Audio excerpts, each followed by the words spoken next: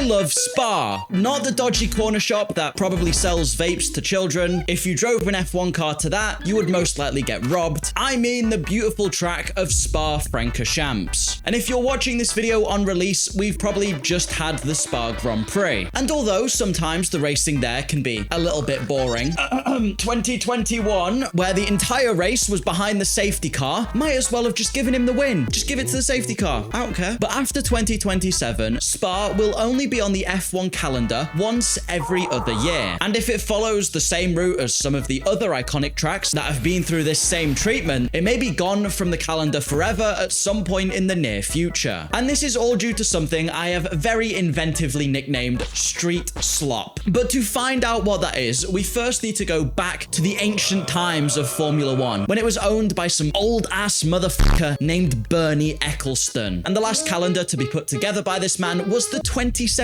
Formula One calendar. In a time just before the Americans went and bought F1, we had just 6 street circuits a year. And I'm going to argue honestly that out of those 6 street circuits, only 3 of them were proper street circuits, like the ones we've come to know in the modern age. Because Albert Park in Australia was one of them, and I mean, that has gravel traps, it has grass. Like Pinocchio, it is pretty much a real boy, and so therefore I give it a pass. And the same also goes for Canada, which is a street circuit, but for reasons I do not understand. It's because people can ride bikes on it when the F1's not on. Breaking news, everyone, all of the circuits in Formula One are now street circuits because Bottas has ridden bikes around them. What the fuck, Canada? Come on, man. And then there's also Monaco, which, well, yes, is definitely a street circuit in terms of the way it looks. It's Monaco. It's over 100 years old at this point, and no matter how much you hate it in the F1 game, it's not going anywhere. Stop crying that the race is boring just because you can't keep it out the wall when you're playing your career mode. I know that's the real reason you want rid of it. I know it is.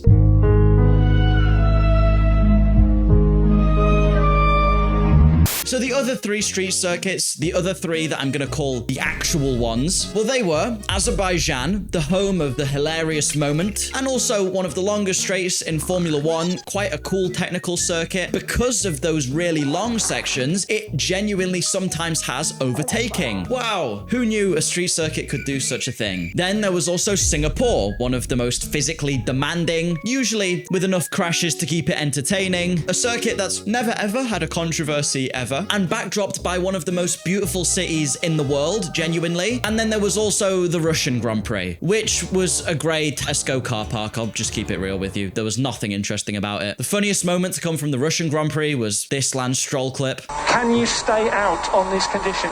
Yes!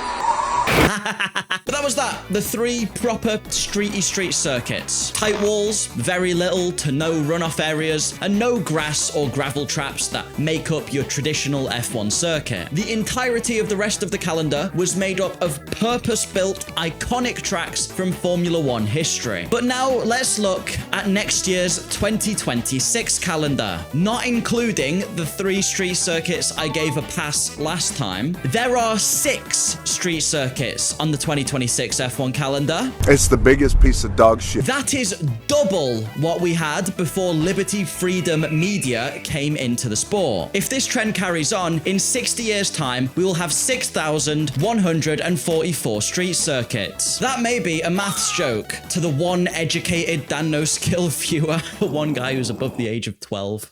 But one serious problem is that all of the street circuits we're getting now, they're becoming very generic. Boring. Very Tesco car park-esque street slop, more akin to the Russian Grand Prix than the Azerbaijan Grand Prix. Like we've got the brand new Madrid circuit coming in for 2026. A grey, bland street circuit in a country that already has a grey, bland street circuit sitting abandoned in one of its cities. I mean, they have said this is a hybrid track where some of it will be permanent, kind of like what Canada claims to be. So maybe they'll have a grass and gravel trap.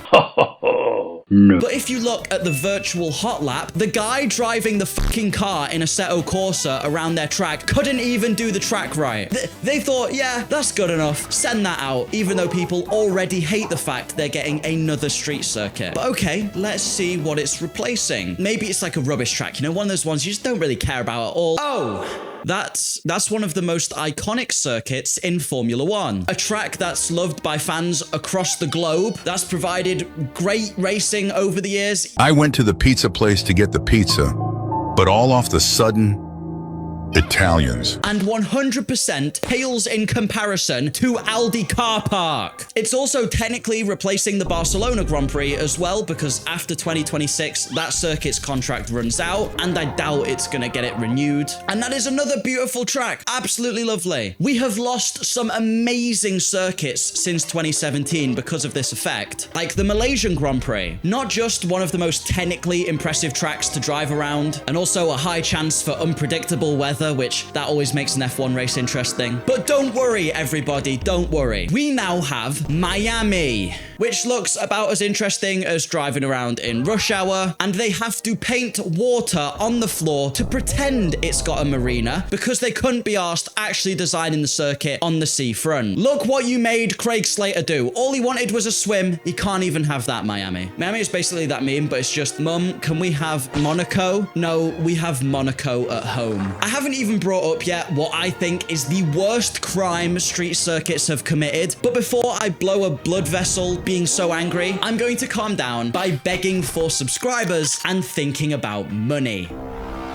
Specifically about your money and how you can save some, because you've got to stay safe online. That is rule number one. You don't want dirty hackers getting into your accounts and leaving pictures of Sergio Perez caked up on your computer that you definitely didn't put there. I believe you. I believe you. And you also might want to access some region blocked content. And if you're looking to get around the new UK laws, well, that is where using my link or this QR code can get you 72% off NordVPN. And they provide exactly those services I've just mentioned. Plus, you'll even get an Amazon gift card with this offer. So click the link down below or scan the QR code on the screen. And it also helps me to get a bit of money. And quickly, because I am yapping a little bit, I do want to thank the channel members. These guys are awesome and their support goes a really long way. So thank you so much, channel members, for your help. They get a shout out in every video and you can become one from just 99p a month too. Enough of all that. Enough of all the yap. Let's talk about what I think is one of the worst losses from the street slot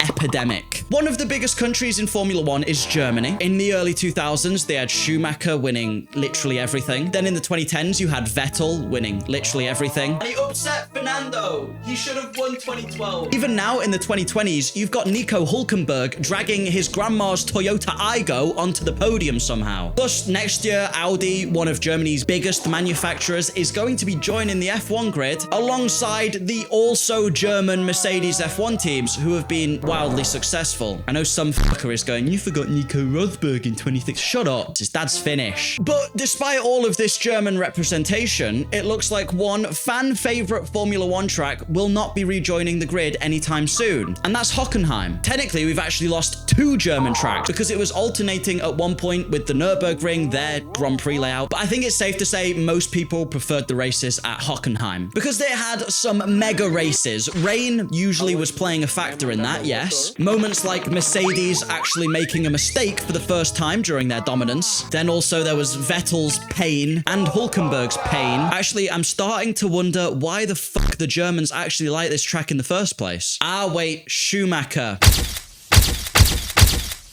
That makes a lot more sense. Schumacher. But don't worry, despite all of that, despite the track having some amazing corners, being perfect for overtaking, tricky, changeable conditions, don't stress, guys. We now have, instead, this track in Saudi Arabia, which looks like someone with Parkinson's was given the task to draw a knife. For fuck's sake. Even the street circuits we used to like, they're being devalued just because of the sheer amount of other ones we have. The Singapore Grand Prix used to be a one-of-a-kind race, something you'd look forward to every single year because it was a bit different. It was a nighttime street race with tight walls and tricky corners, backdropped by one of the most iconic cities in the world. But Liberty Freedom Media went to, I don't know, Lidl and picked out Las Vegas to just be the B-spec version of the Singapore Grand Prix. Oh yeah, us Americans can do a yeehaw night race too, except the track is way less interesting because we arrange our cities in fucking squares. There's just not a whole lot you can do with a grid layout to make it interesting. Not like Singapore. It's the biggest piece of dog shit that I have ever heard. Me personally, I would much rather watch the F1 drivers race on Spider Pig than I would around the beautiful hills of Imola, than at the changeable conditions of Sepang, than at the Nürburgring. It's also not like some of these tracks that are getting removed are the drivers' favorites as well. I know for a fact Max Verstappen absolutely loves Imola. Every year you hear the drivers excited to go to tracks like Spa, and the Germans obviously love Hockenheim. But why are F1 doing this? Why have they decided we need more and more shitty street circuits for the rest of time? Because it used to be something we could look forward to. The Azerbaijan Grand Prix was something a little bit different to your normal circuit. But now we have the Azerbaijan Grand Prix, and then there's gonna be Madrid, and Jeddah, and Las Vegas, and then Miami, and then Monaco. Well, the reason this has been done is very simple. Money. Liberty Freedom, they get paid a hell of a lot more to host an F1 race in a main city. A lot more than a purpose-built track will make you. And as much as I hate to admit it, there are reasons for this. There are reasons street circuits are better. Last year I went to the Spanish Grand Prix, and this year I'm going to the Italian Grand Prix. And the nearest city to the Spanish circuit is Barcelona. The nearest city to Monza is Milan. And although in Spain we were lucky enough to have the car with us, getting in and out of the track can be quite tricky. I remember on the first day it was hard enough just to find our parking spot, and on day one we had to queue for over an hour just to get onto the motorway out of the circuit. In Italy, I'm not going to be having a car, and although I've researched the public transport, ew, public transport, it must be poor. No, if you drive in Italy, it's literally like playing a game of Mario Kart. It's still quite confusing to get from Milan to the Monza circuit as a tourist. That's just a fact. But if they put the race somehow in the center of Barcelona, Okay. well, we could have just walked or got one tram. It would have been a lot simpler for people who aren't local. So street circuits simply can reach more people because more people can get to it. Then there's also the fact that you can whack just a shit ton of sponsors over a city, which again, money, money, money. Oh yeah, insert Breaking Bad gif. It's even technically cheaper on the designing the track side. To build a circuit, you got to lay down a bunch of tarmac, then you got to hire a bunch of people to build the facilities, and then find events to actually do on your circuit for the whole year. You gotta remember, F1 comes around once per year, and it's not enough to support a full-time race circuit. For example, Spa has things like WEC coming to it for the 6 hours of Spa. They host their own 24 hours of Spa too. Then it also attracts junior formula categories. A street circuit, you can shut down some roads, put a couple of cones out and those big arrow signs you see in video games, and boom, you've just got a Formula One track. Even some of the paddock buildings are built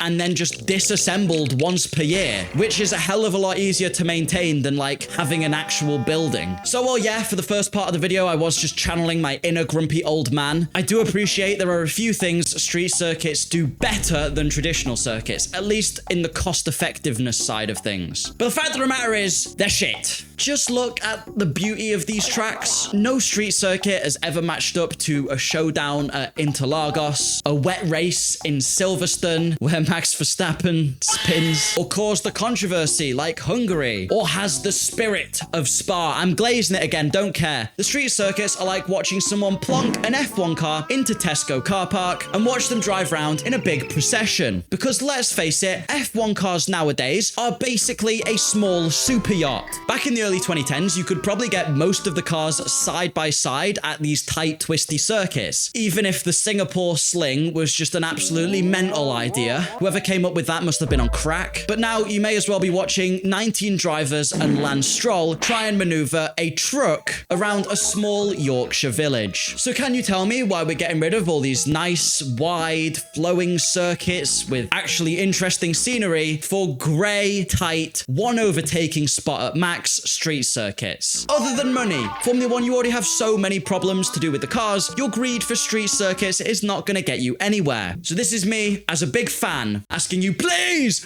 keep the tracks I like. Please give me Spa, please. So if you do want to make me feel better, subscribe, as that would make me smile and stop Fernando from tickling me. Also, a big thanks again to the channel members. Your support goes a really long way. I massively appreciate it. You guys have been supporting the channel for months, some of you now, and it means a lot. So have a lovely rest of your day. Thank you for watching, and goodbye.